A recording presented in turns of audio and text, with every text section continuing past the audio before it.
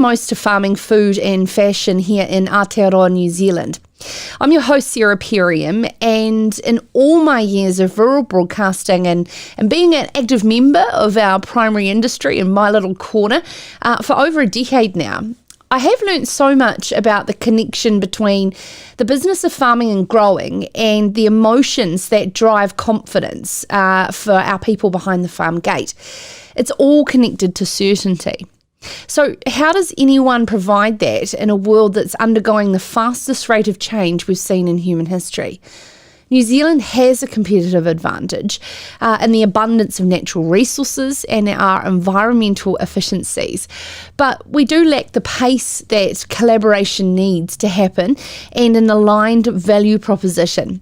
Some farmers and growers are scared of the rate of change coming at them when they hear of the popularity of things like meat made in lab, but other things like, as simple as my sheep farming father, who's still stuck on how on earth I would order my food bag. But like the span of acceptance or understanding of the level of change here now and coming from consumers, so is the unequalness of the world between the wealthy US and Europe consumers and the emerging Asian and African middle class who are still growing their appetite for quality and safe protein. The future of food may be here already, but so is the future of our young leaders in the primary sector. And many of those words were from Jack Keys, an insight analyst for KPMG, who penned the latest pulpit in Farmers Weekly on his thoughts on who we should be that we should not be the best country in the world, but the best country for the world. A great concept for us to unpack here on The Opinion Maker, which is a series every week on Sarah's Country, where we take the points of our Opinion Maker of the week and break it down further with other guests around the theme, ending with a panel, so that hopefully you can leave feeling like you have a well-rounded view on an issue or topic. You may have the time to listen right through over the next hour, or you can refer to the individual interviews, and please do share them with your networks as well. Everything via our podcast as well as video interviews, all found at sarahscountry.com. Now, before I get underway, I just want to do a bit of a shout out to extend an invitation to our regular listeners and viewers, that's you, to join what I've just set up, which is called the Sarah's Country Brains Trust. And it's a private Facebook group where I'm looking for the first 100 foundational members that love Sarah's Country and love dissecting the conversation further as we guide the topics that we cover on the show as well. I want to make this more and more about you, and I invite you personally, as I have a few spaces left in that first 100 members, and if you're keen to join that private Facebook group with some extremely passionate people from across our primary sector, please send me an email, Sarah with an H at sarahscountry.com, and I'll flick you a link to join. And I do have some special gifts for those members coming as well. So in this week's Opinion Maker, following Jack Keys' piece in Farmers Weekly, we will also be joined by NZX's Head of Analytics, Julia Jones. How lucky are we, KPMG and NZX, who's going to give us what she always does, a spade opinion on the speed of change and emerging disruptions that New Zealand is sailing through, but how do we tack and jive our way through it? Sorry, America's Cup analogies. I can't help myself this week. Elaborating on Jack Keys' point about New Zealand becoming a destination for food innovation and processing to become an interconnected Silicon Valley food hub and more is our panel. Food HQ's Business Development Manager, Amos Palfreyman, and Leaft Food's General Manager, Ross Milne, joining me right here in studio. Both gentlemen have spent plenty of time, I know, both living and working in places such as the Netherlands, and their understanding of what a food innovation hub really looks like in practice. I want to know, are we dreaming the right dream here? But first up, of course, in our theme titled his pulpit, the title, The Future of Food is Now, is the man himself, KPMG Insight analyst Jack Keys, who supports the facilitation of KPMG's global agri-food network with over 40 countries around the world by day. Jack is an inspiring young leader and will share with us how we can remain a global leader here in New Zealand in producing food in a world of rapid change. This is Sarah's Country, produced in alliance with Farmers Weekly, the place New Zealand farmers turn to for a trusted source of in-depth agricultural journalism. Stay connected to the matters that matter most by subscribing to My Daily Digest at farmersweekly.co.nz. Oh, nice boots. Yeah, thanks. They're new.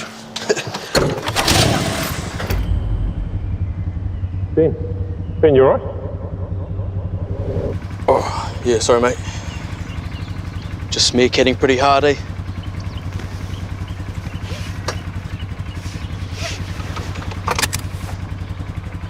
Yeah.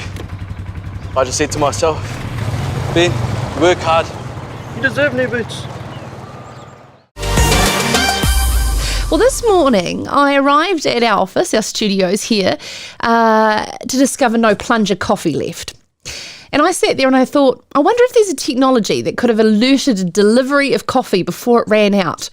Well, I understand that that's actually a world we already live in. And on Sunday, my food bag arrived at the door with the raw ingredients to feed the dietary requirements of 3 very different adults' needs within my household. And I dreamed of a monthly personalised menu for every single member based on the full dietary requirements, potentially on our genetics and our goals. Well, I understand that that is actually a world we already live in too. So just because it's a moonshot from the world we live in daily here in New Zealand doesn't mean that it's a moonshot from the world that we actually sell our food and fibre into. Joining us now to navigate the good news and opportunities amongst the reality is KPMG's Insight analyst, Jack Keys. Jack, thank you so much for your time joining us here on Sarah's Country. Let's start by painting the picture of how you see the world being uneven in the way that it's developing. Yeah, well, we know that there's a lot of different consumers around the world. We have a broad spectrum everywhere from those who are eating for sustenance and survival to those who are eating for entertainment and everything in between. And so some of those markets, the frontier markets, like you mentioned in your introduction, parts of India, Asia and Africa, are just still increasing their demand for red meat and dairy and more quality nutrition that's more traditionally what we'd produce in New Zealand. Whereas some of those more forward-thinking emerging diet patterns from wealthy Western societies are starting to move beyond that and even beyond looking for the sustainability tick, but into what's a more personalised offering in their food. So when we have in emerging markets such as India and Africa and Asia who have a majority of population of the world, emerging middle class and their appetite for our sort of ingredients-based proteins, why do we need to concentrate on the rate of change happening in more affluent countries? And how do we put our focus on it when the attractiveness of our reliance on some of these emerging markets has underpinned our economy in the past decade?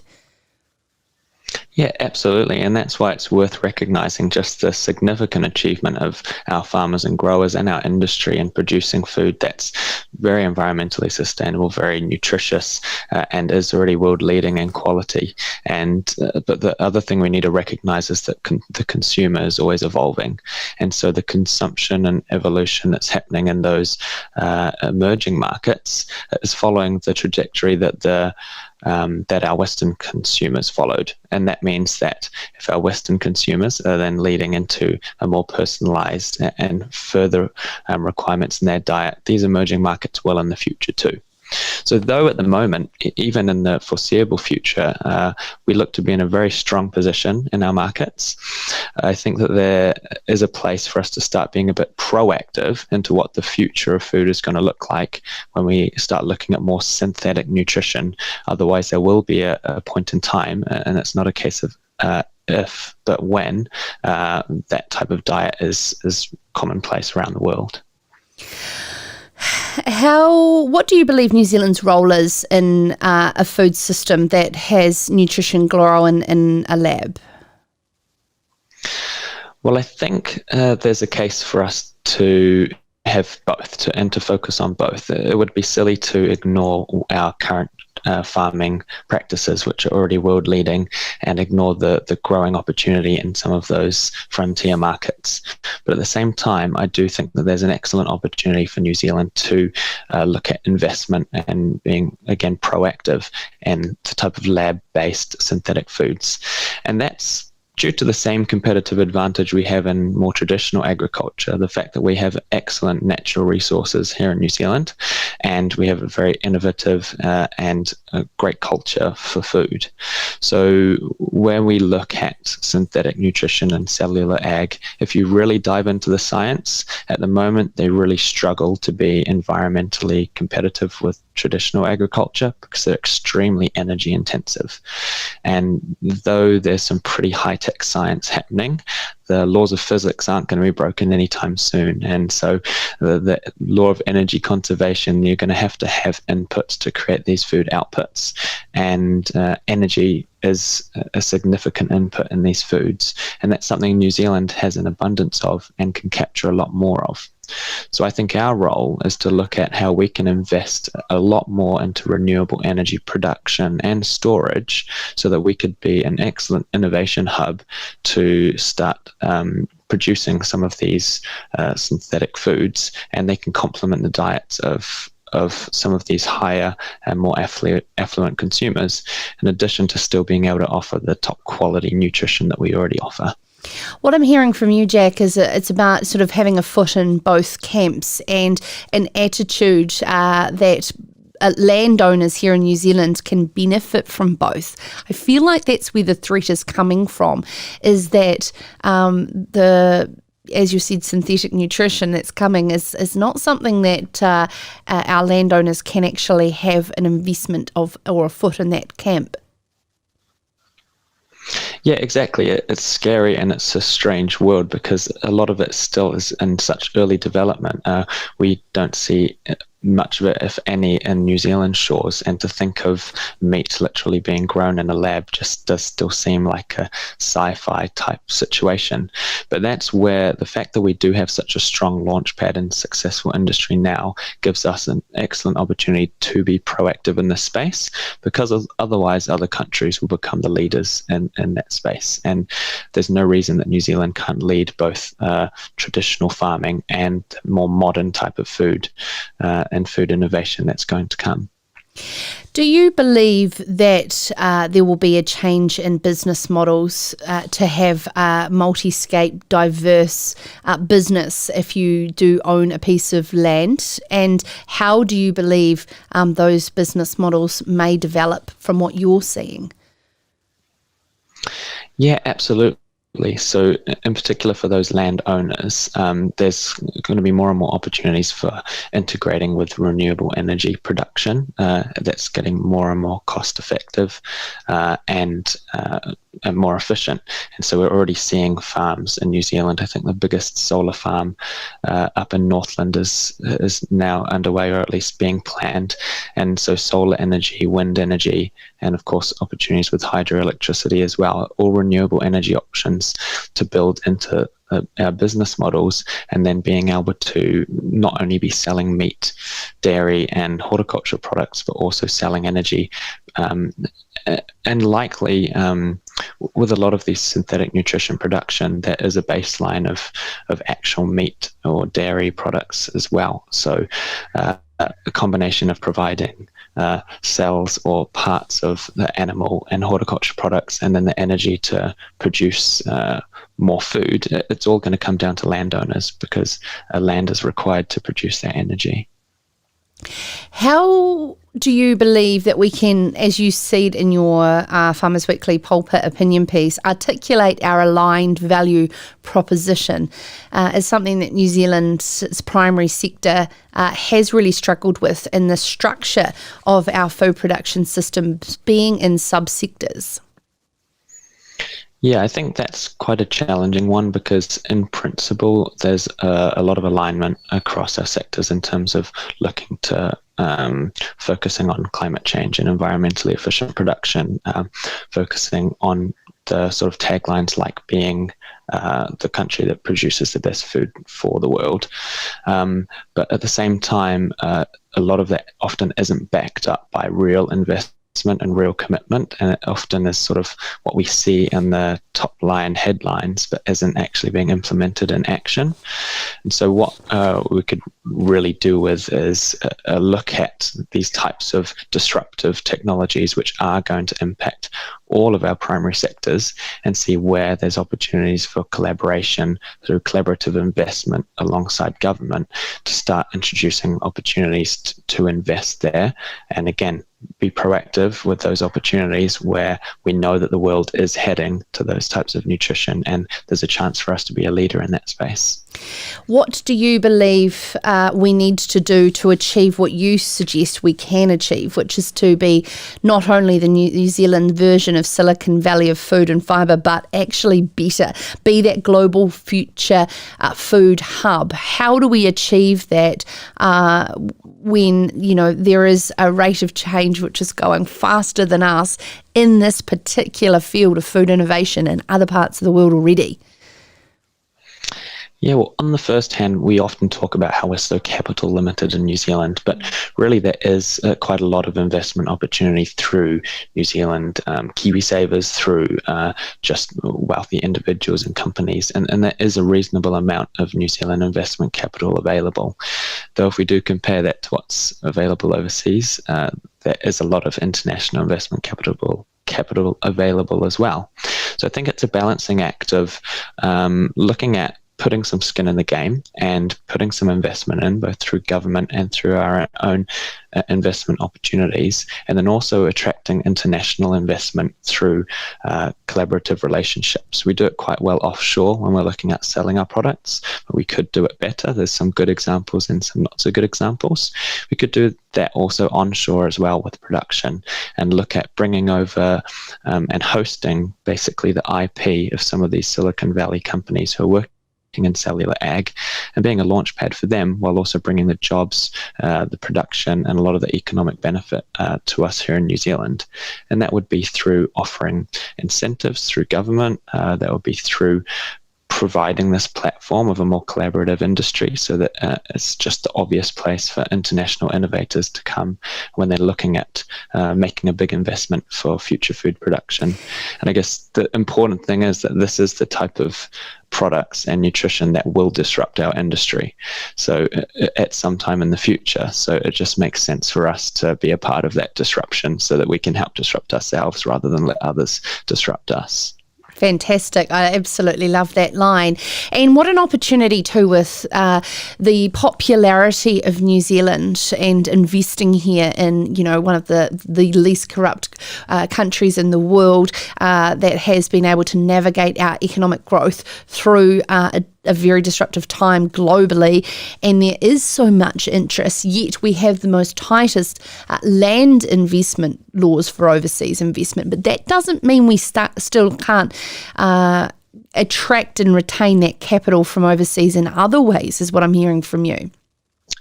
Yes, that's absolutely right. Though foreign entities may not be able to invest directly into land, there's definitely opportunities for either those opportunities to be made more available or for us to have creative ways of developing collaborative relationships so that our land can be used for investment through our own ownership, but they're investing capital to develop the type of facilities that are required, which are very expensive and capital intensive structures to set up when you're looking at actually putting on that stainless steel and those bioreactors to grow the synthetic nutrition.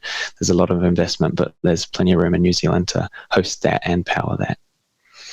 And I think that's one thing, the key thing that I took away from your pulpit is that the story that we're missing here is our energy story. It's the ability to sell the fact that we are positioned as a world leader in renewable energy and getting very close to that target of 100% renewable.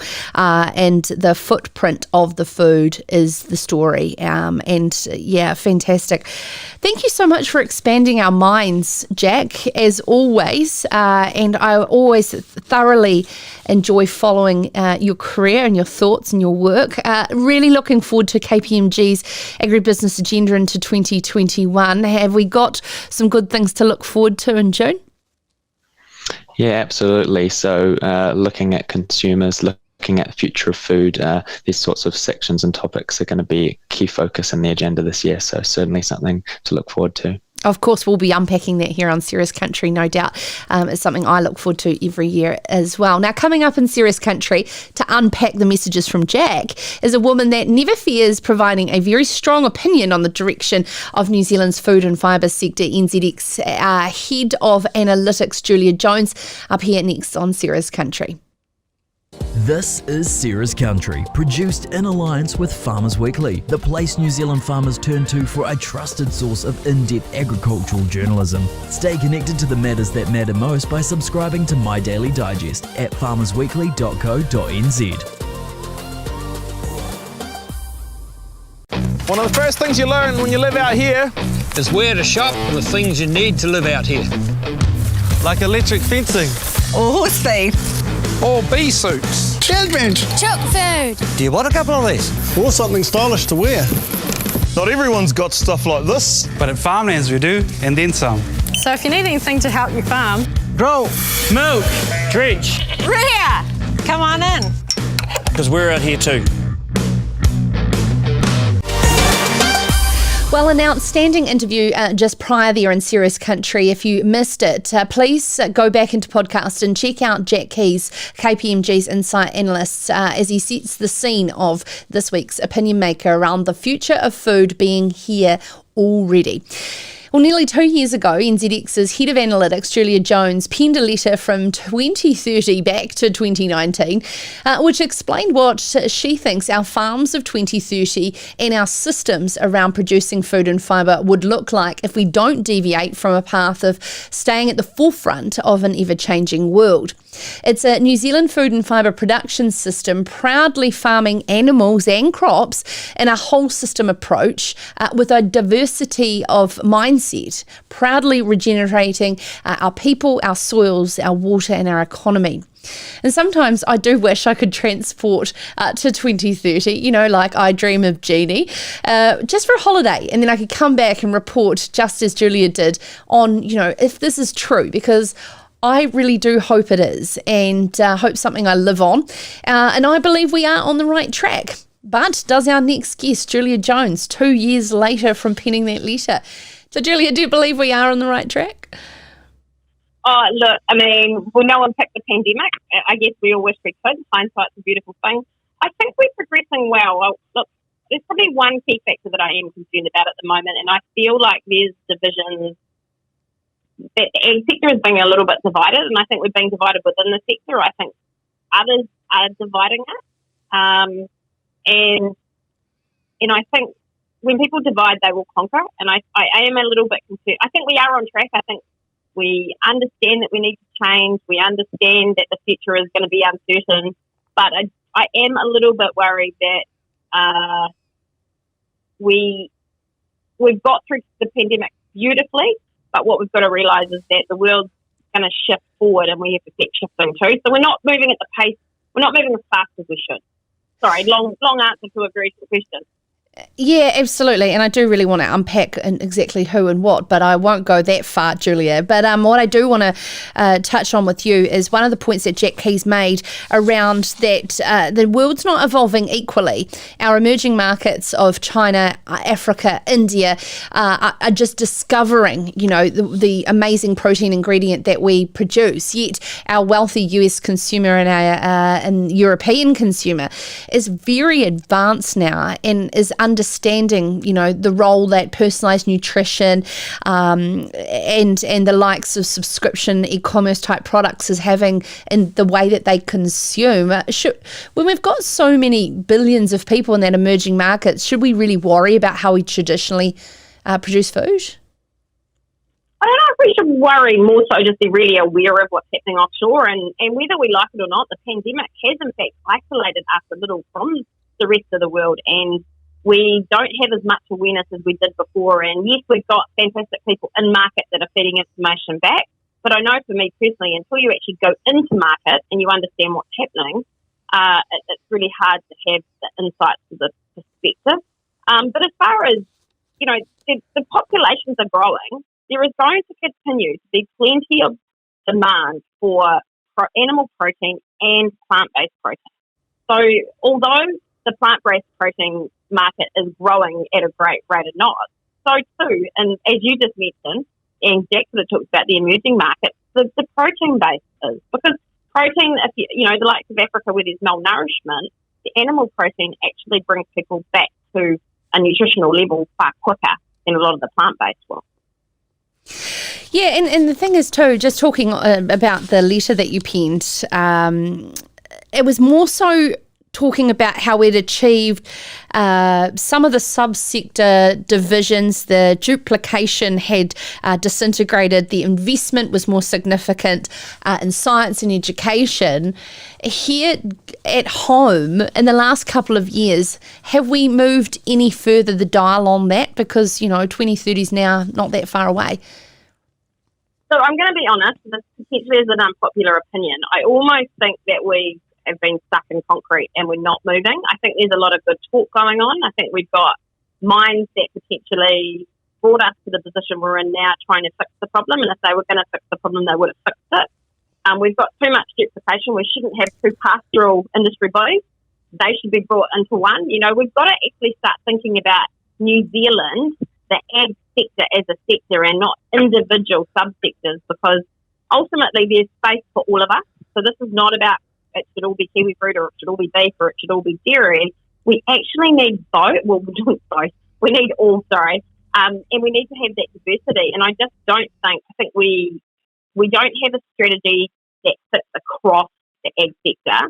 We've got these little independent voices that are speaking for every farmer, and no one has a right to speak for every farmer because we have lots of different farmers with lots of different voices, and I just don't think they're all being heard.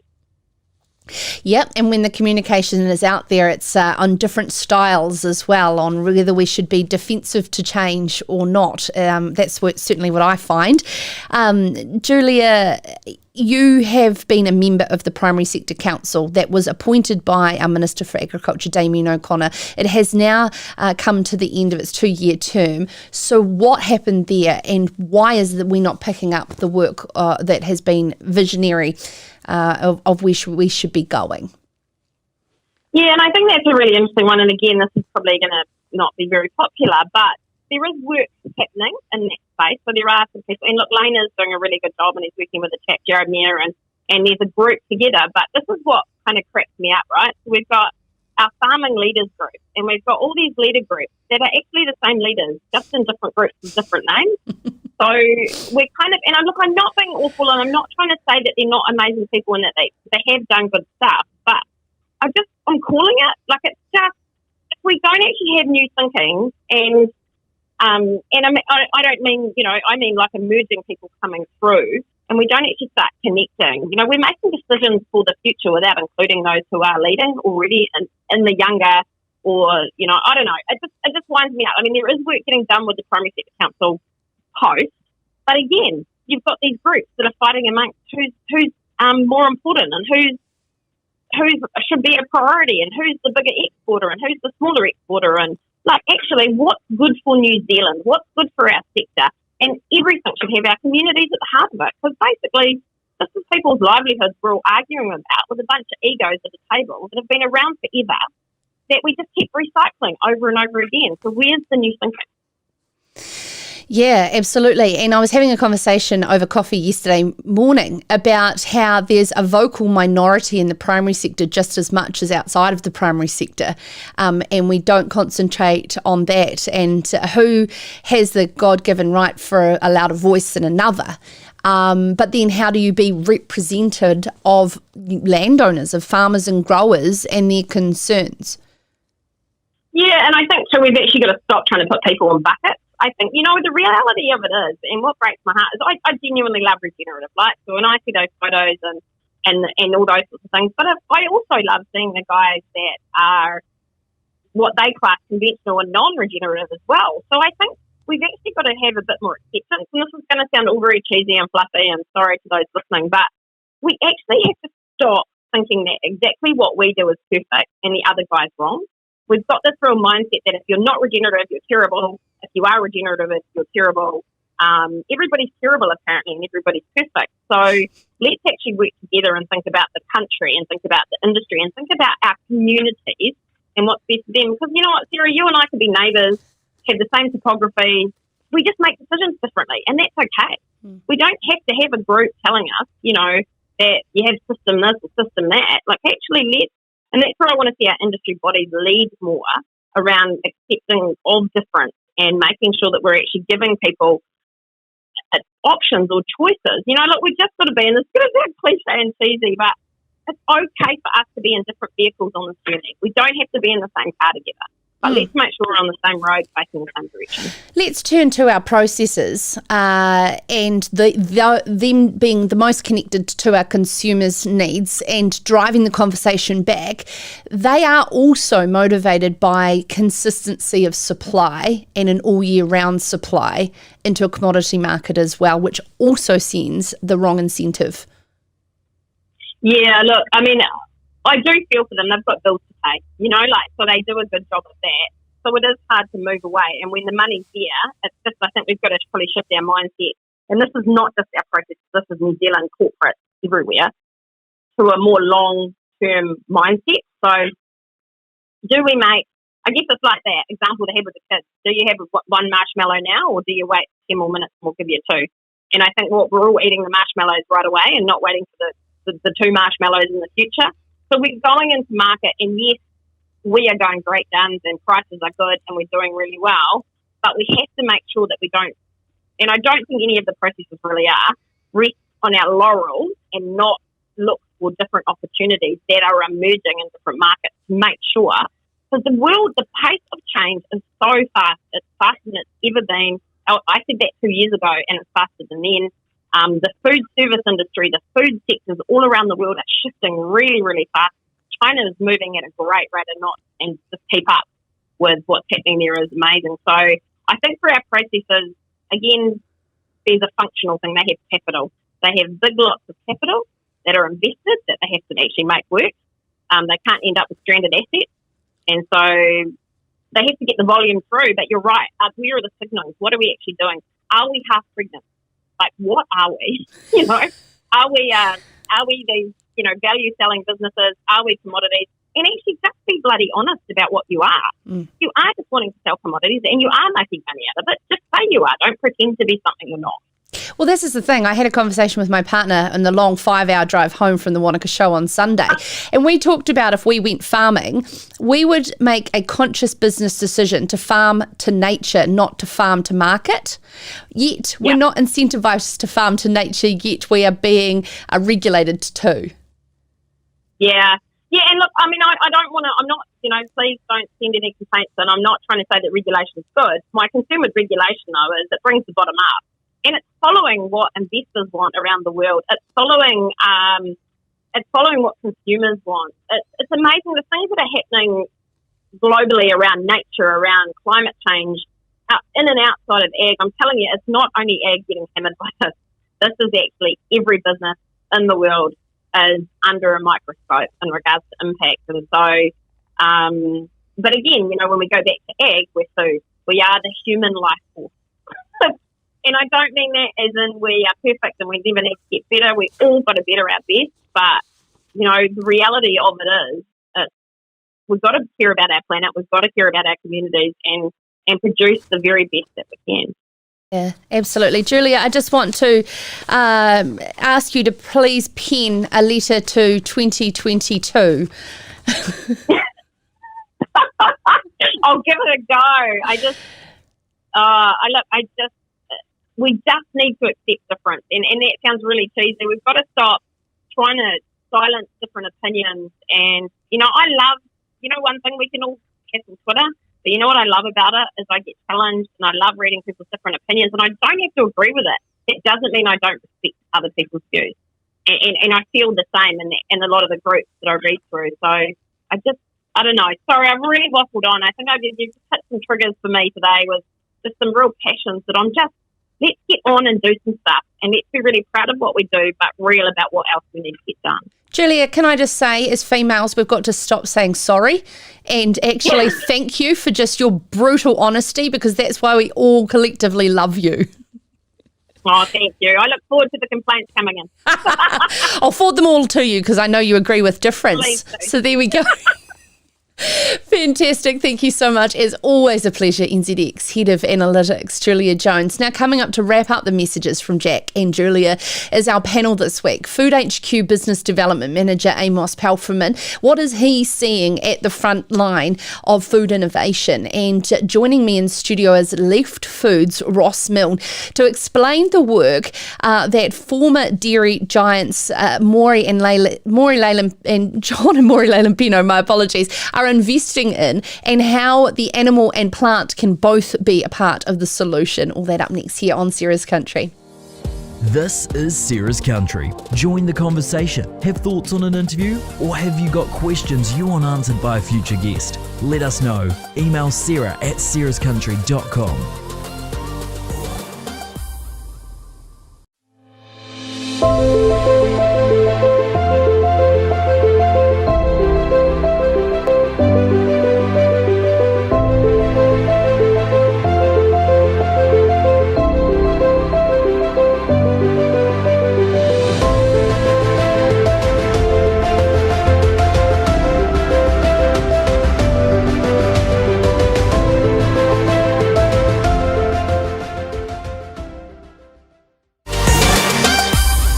Well, we've had some very insightful, strong opinions from our last two guests on Sarah's Country's Opinion Maker this week, Jack Keys, the KPMG's Insight Analyst, and NZX's Head of Analytics, Julia Jones. If you're listening to this on demand, and I highly, highly recommend going back and listening to those particular episodes. So what should New Zealand's role be in a food system where nutrition is grown in controlled indoor environments with artificial intelligence and a focus on functional health foods rather than commodities? But there is an emerging middle class in Asia and Africa, and this is billions of people. That we can take our protein ingredients, our 21 billion litres of milk, our 1.4 million tonnes of fruit, and our 40 million ruminant animals that are sold in carcass cuts. Why don't we just stick to what we know? Well, Jack Keys, our opinion maker this week, suggests that New Zealand can not only become the Silicon Valley of food and fibre, but be better. With the rate of change in the world's food consumption, what is the right path moving forward? Is the dreams that we talk about continuously worth dreaming and moonshotting? Well, I'm really excited to have on the panel to close the opinions this week is Amos Palfreyman, Business Development Manager for Food HQ and involved with Sprout Accelerator, as well as joining me in studio is Leaft Food's General Manager Ross Milne, and has both gentlemen, what I really enjoy, have connections to food innovation hubs, and particularly in the Netherlands, and what is going on there. So I'm really looking forward to talking to both gentlemen around that whole concept. Are we dreaming too big a dream here? Or is New Zealand's path just one of difference? And how do we accept that? And do we need to collaborate? Or is it okay that we're all individually on different paths? Now, I'll just set the scene here with both Amos and Ross to sort of explain a little bit about the current role in our food system here in New Zealand, just so that you understand the position they're coming from. Amos coming into us from the mighty Manawatu today, and working there out of Food HQ, but of course involved with Sprout Accelerator. Could you tell us a bit about your day-to-day role? Yeah, so I wear these two hats, and Food HQ has been where I've been focused for the last 2 years, and that's really been about building out the innovation ecosystem that we have here. And as you mentioned, Sarah, I was involved in a secondment over in the Food Valley, which is the heart of agri-food in the Netherlands. It's been called the Silicon Valley of food, and as part of that, I was really inspired about what New Zealand has and what we really could do bigger. So I've also joined Sprout Agritech, and we've recently set up, as of the beginning of this year, a process by which we have $40 million to invest into early stage food and agricultural companies over the next 7 years. And we have already made our first investment into a company called Sentient Bio, which uses biosensing for the food ingredients industry. And we really have a proposition that the companies and technologies that are built in New Zealand, they have to be world class, and they will be world class. So I'm quite bullish on the fact that we can play at a global level and at that top level in the specific areas that we target and have deep capability in. I think what I've really learnt over the last couple of years is we won't be in everything. We can't be the world leader in every category or every part of the supply chain. So it's about identifying, entrepreneurs that are hungry, technologies that are world class, and then building those into companies that can really grow and involve a whole generation of new talented individuals in the agriculture and food sector. And an incredible food startup over the last couple of years I've had the privilege of following is Leaft Foods, based out of Lincoln here, and Ross Milne, General Manager, joining me in studio. Ross, what's been your journey and learnings over the last couple of years in your role? Thank you very much for having me here. And so I'm the General Manager for Leaft Foods, which is a young startup company.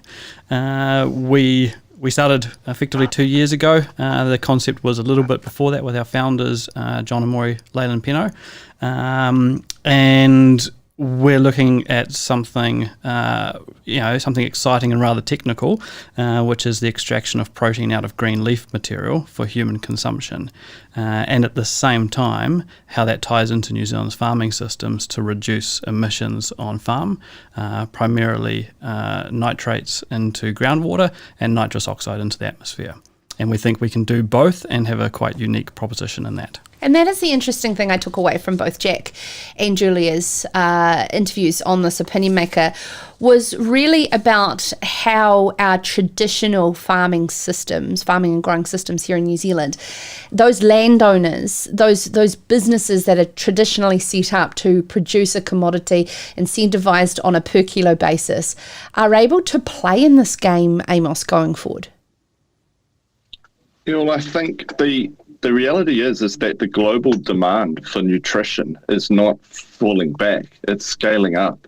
And so it's going to be a bit of a transition period, I think, over the next years, whereby we do see, as Jack and Julia both identified, that yes, emerging markets will start to pick up on trends that are now quite heavily embedded into Western markets. But I don't think we should discount too quickly the sheer size and scale of what's needed to help the emerging markets grow and to consume nutrition at a rate that they would aspire to.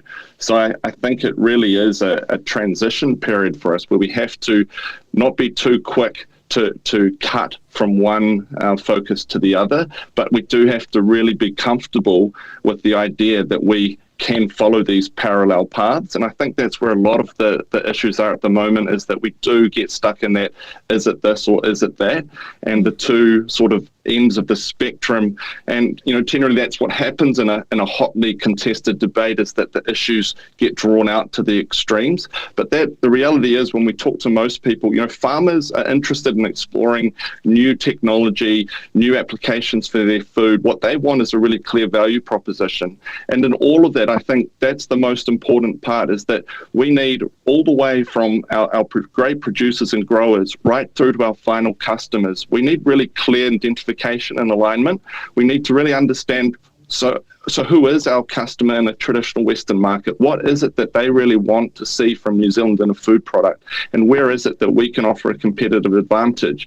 And in the same way, in the emerging markets, one way I think of it is, I know LIC is doing some great work with the Gates Foundation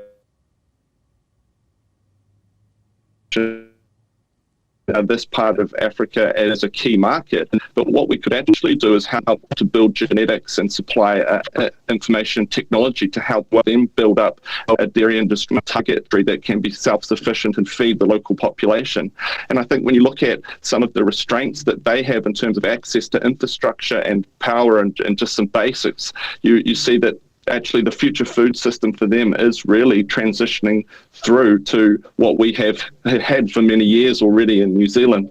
So I think there's a good opportunity to say, well, why don't we use some of our know-how and expertise that we've developed in traditional agriculture over the past years to actually sell out as a service or a market into some of these emerging markets. And create business models whereby our landowners can potentially be shareholders and investors in what they have been actively a strong part of as our government-funded R&D. Ross, the concept of utilising what is waste protein in our animal feed production systems, an excess of protein, and finding a new ingredient to be able to sell for the farmer is absolutely fantastic. But the cost to get to that type of technology for a farmer alone is incredible. That needs the considerable investment of the likes of John and Maury to take it to that part. But also what I would like to ask is, what is really missing, and what have you found in the last couple of years since you've come home from Europe, and the support to get these concepts off the ground? Yeah, that's a really good question. I think there's a couple of things that we have in New Zealand that are clear advantages, and there is some areas which we're weaker in. So firstly, and following on from what Amos said, we're really strong on farm. And we've got to recognise that. We've built up a wealth of knowledge there. And we've got farmers who are agile and want to diversify. And that's a great foundation. On top of that, we've got a strong skill set in manufacturing and processing, and food technologists. The dairy industry over the past couple of decades has helped grow that. And I think the area where we could do with some improvement is around new product development. So if we think about what we're looking at as a company at Leaft, Leaft, then it's about supplying directly to consumer, and that's our thinking at this stage. And for that, we need strong product development people. And New Zealand doesn't have a particularly strong track record in that, and that's only natural. We've been in the ingredients or dare I say commodity type market in the past, and we're progressing now towards more direct to consumer type products, which is exciting. But for us to be competitive with the likes of large companies based in the Netherlands or throughout Europe, for example, they have far larger teams on the NPD side. I think that's where we could grow in New Zealand. And maybe COVID may bring some of these wonderful expats home to our shores. Oh, it definitely is, and we should be proud of that and take advantage of it. Yeah. Amos, when Jack uses the word that we can not only be the Silicon Valley of food and fibre but better, do you agree with that sentiment? I guess it's kind of an abstract concept of what is the Silicon Valley of food and fibre. But I think I agree with the sentiment that New Zealand has an opportunity to position itself as one of the key hubs or one of these key areas geographically or around the world that people will think about in their mind when they think about the future of food and agriculture. I think it's something we need to keep pushing and being quite bold to put ourselves out there on the stage. And we have some really good relationships with Singapore, Israel, Netherlands, and parts of the US. And when I think about the future of food, these are some of the ecosystems that pop up into my mind. So I think, the Silicon Valley, it's a reminiscent of rapid innovation, huge companies, entrepreneurs that have dreams that haven't been tempered by any kind of tall poppy, and all of these kind of things I think we can bring into New Zealand as terms of an aspiration. I think in the last week we've now seen one company sell for $350 million US, essentially putting it at a north of $1 billion valuation. Rocket Lab being picked up by a SPAC and targeting a listing that will put them at over $4 billion dollars. So I think we've proven that we have the capacity to build, large companies that are technology heavy in areas that maybe people traditionally would have said, New Zealand's got no right. So if we have a right anywhere, it's in food and agriculture. And so that's if you asked me, can we be better than the Silicon Valley? My answer is yes, but what will that look like? And it will be a number of these billion-dollar companies that we've grown and exited in New Zealand over the next decade. And I think a company like Leaft is that. What I really like about Leaft is that they're working with a natural farming system that we already have, and they're adding value in the technology. And the key trick is when you look at the Dutch, what makes them so successful is not their ability to grow raw ingredients. They're a relatively small footprint geographically. What makes them so successful is their ability to use technology for processing and product development, as Ross said, and then take that to the market. So I think that's the same area where we need to target. Ross, you lived in the Netherlands, and I just wanted to touch on, the fundamentals of Silicon Valley, why it was success, the ability to deal with rapid change, and their attitude that there is no such thing as a tall poppy. Coming home to New Zealand, dealing with mindset, dealing with our culture, and being a Kiwi boy yourself, but having lived in that environment, what have you struggled with? Yes, I was based in Denmark, so close to the Netherlands. Oh, my apologies. That's all right. I don't think I've struggled with too much. I've been overwhelmingly surprised with the capabilities that we have in New Zealand. Look, I honestly thought coming back to New Zealand and setting out with the aspirations that we have at Leaft, that I would have to go back to Europe to find the skill sets that we needed to be successful within Leaft. And yes, we do deal with the Netherlands and Denmark, a number of countries there on some topics, but for the vast majority of it, we have found fantastic people in New Zealand from an R&D side, but also from everything from on-farm support all the way through to brand and marketing and strategy around that.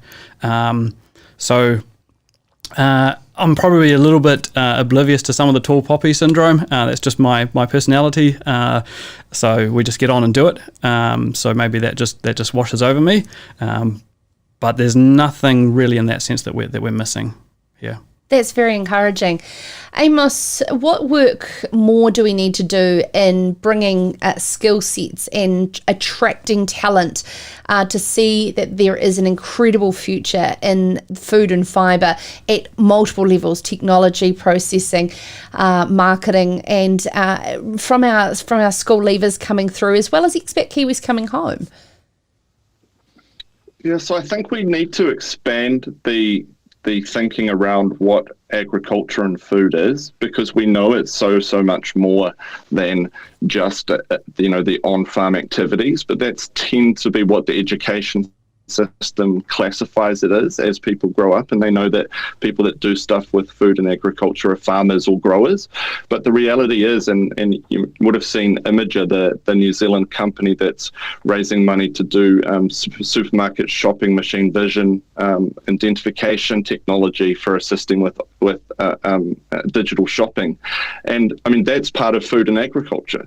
But the guys that have come from that, they wouldn't have been told that was part of the spectrum of what was across the sector. So I think it's about expanding what we think about as food and agriculture, and making sure that young people that are coming through the education system and growing up, that they can aspire to be using their specific interest to apply it to the sector. So if you're, let's say, wanting to be a great lawyer or a great financier, that we should be pushing it to say, look, New Zealand is the Silicon Valley of food and agriculture. Why don't you specialize and hone your skills towards the sector? And you can be the great investor, or you can be the great lawyer, but you're going to be working and building the sector that is food and agriculture. So I think it's expanding what that category looks like. And then secondly, I don't think the focus should be on New Zealand becoming the world's largest synthetic bioreactor for proteins. I don't know if we really have an advantage for that.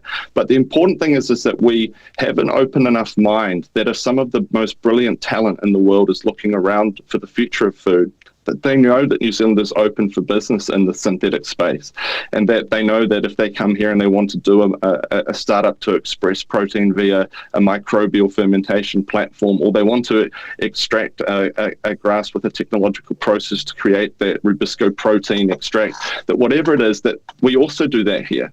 And a part of the challenge for that is, making sure that the regulatory system and the industry body system is something that's welcoming and open to people with those kind of ideas. I know we've had one great startup, New Culture, that started in New Zealand and moved offshore.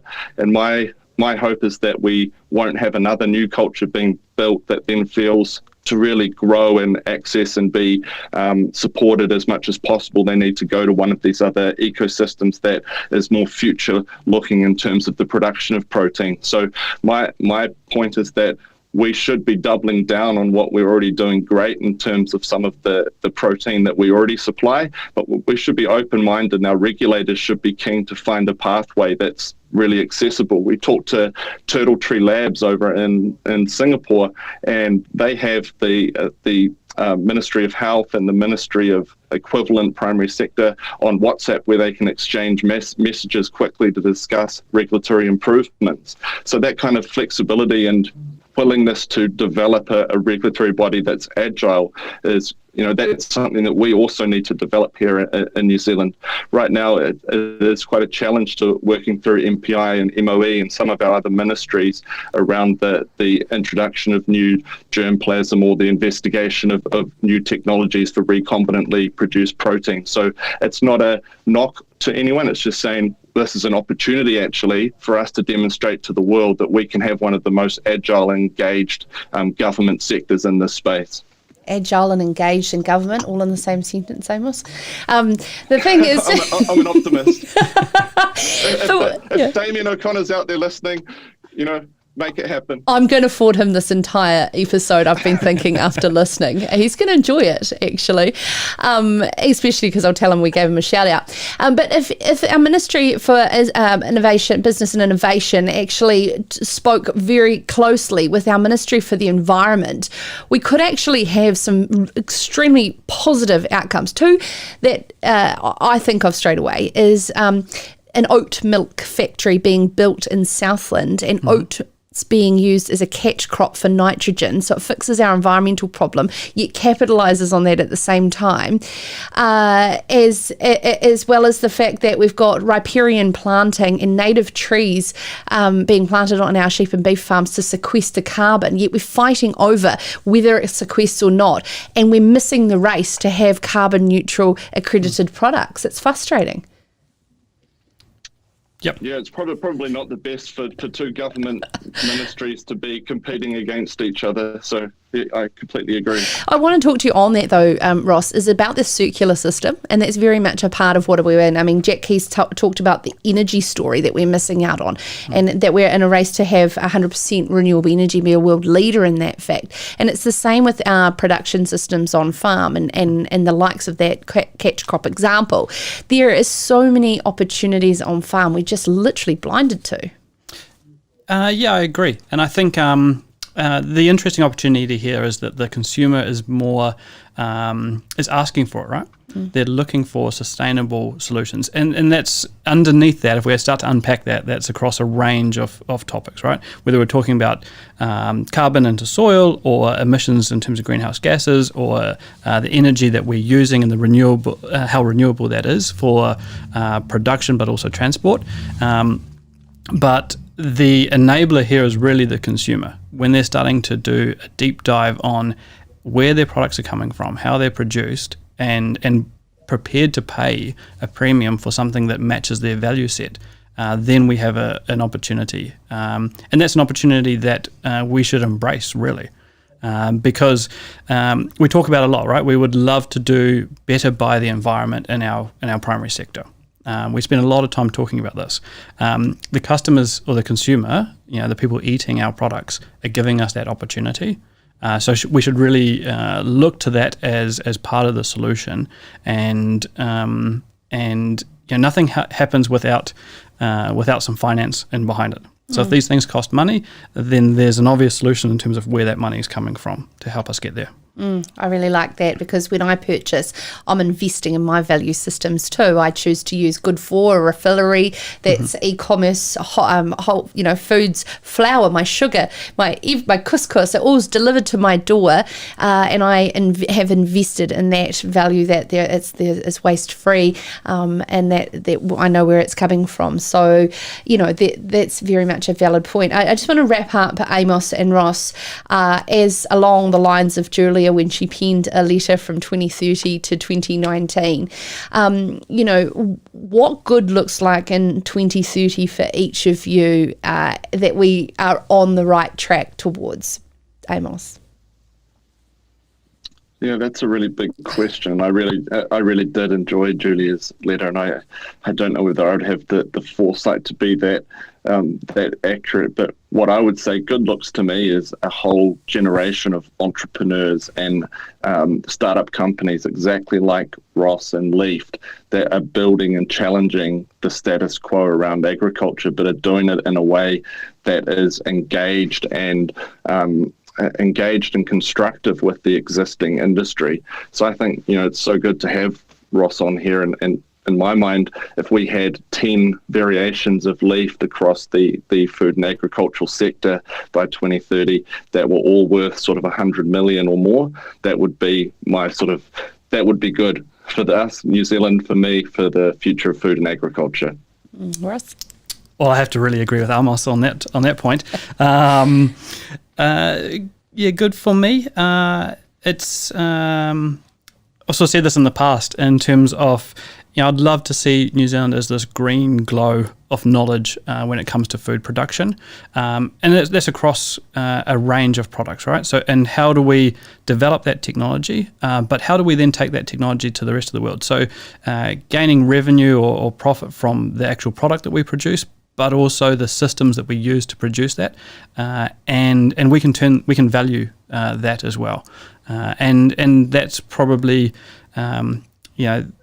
New Zealand's gift to the rest of the world. If we can truly develop systems that are helping to save the planet, that are also feeding the population, that are delivering what people are asking for in terms of nutritional value, feel good factor, taste good, and that environmental. That strong environmental aspect of it as well, then that would be something truly amazing. 2030 is only 9 years away, so we're both young enough to catch up in 2030 and recap that.